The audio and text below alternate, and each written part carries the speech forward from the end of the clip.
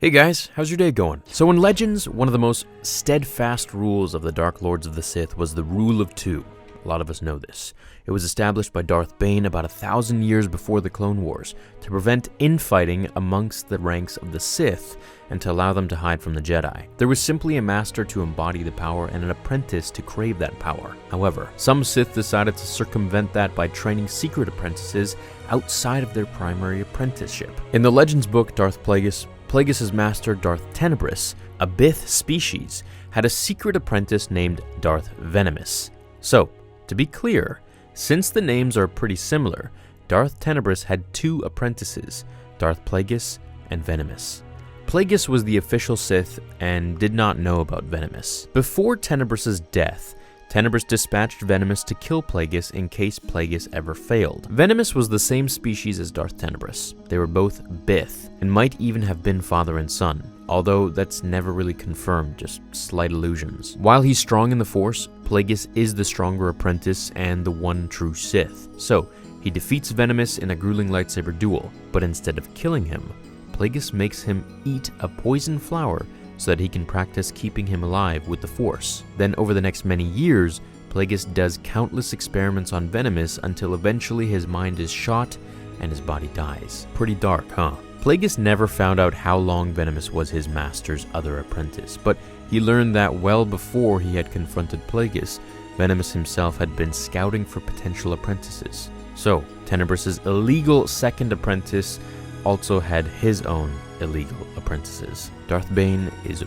rolling over in his grave. In training Venomous, Venomous obviously believed that he was protecting the Sith's grand plan with a backup apprentice. Venomous, too, must have thought the same thing by keeping an eye on a handful of forceful candidates that he, or perhaps Venomous, had discovered. But now it fell to Plagueis to do something about those potential competitors, if for no other reason than to eliminate the possibility of another surprise attack. I mean, no one wants to have to sleep with one eye open all the time, and maybe one of them could become his apprentice. Now, how many potential apprentices did Venomous have? Venomous' ship databanks contained information of 6 beings. One had died of natural causes, another was executed, and a third was killed in a cantina brawl. 2 of the remaining 3 were unnamed. How Venomous' candidates had escaped notice by the Jedi was something of a mystery. They may pose a threat to him and the Grand Plan. The first of these apprentices was named Naat-Lare, N-A-A-T-L-A-R-E. Venomous sent him to Abraxan to continue his training by hunting dangerous predators there. When Plagueis got there, 2 Jedi were also looking for Lare. Plagueis decides to test the apprentice's power by revealing himself to Lare and challenging him to prove himself by killing the Jedi. Unfortunately for Lare, the Jedi end up killing him. So that's that for the first apprentice. The second leads Plagueis to a casino where he finds the apprentice is a changeling, using the Force to beat the casino like crazy. Plagueis chases him down and interrogates him, but determines that he's not a threat. Plagueis then leaves him with instructions to never surface in the galaxy again, or he'll kill him. Unusually generous of a Sith Lord, but that's what happened. So, with 2 of the 3 apprentices taken care of, Plagueis has yet to kill any of them himself. The third one is the most interesting of the 3. Venomous' records describe her as a prophet of sorts. Background data was scant, though Venomous had noted that she had been born in the Inner Rim and had arrived on Sulukamai only 3 years earlier. When Plagueis goes to Sulukamai, he arrives to a giant rally that the prophet is leading among her crowds of followers. Immediately, Plagueis sees that this one was different than the other 2. She told the crowd, "I have seen the coming darkness and the beings that will visit it upon the galaxy.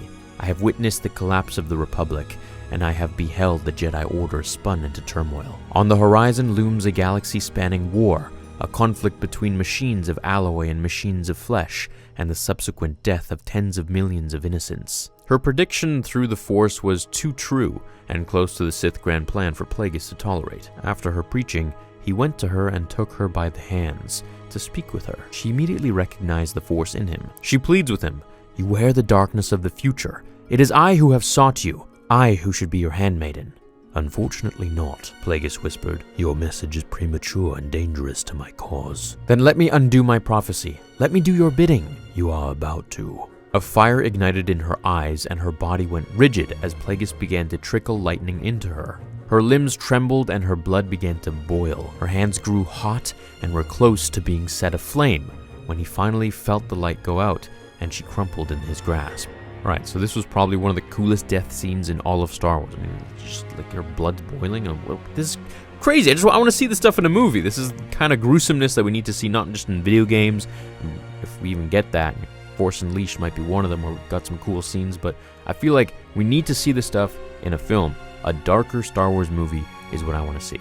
In a crowd of thousands of people, he transfers Force lightning directly into the Prophet's body to boil her blood and kill her so nobody would notice. Dude, Lucasfilm, let's see something like this. After her death, Plagueis leaves, having eliminated the threat of all potential Sith competitors. But to me, it's interesting that the Sith were in such disarray that there was up to 7 potential Sith Apprentices at once. With there being so many, we can see why Darth Bane established the rule of 2, so that there wouldn't be any Sith infighting. But you can also see how none of them trusted each other. Could there be more battles with Force users vying to be true Sith? I think that'd be a great story and something they should bring into canon. What do you think? Old Republic, bring it on. Hope you guys enjoyed this video. Let me know what you think down below. Have an awesome rest of your day, and remember, the Force will be with you, always.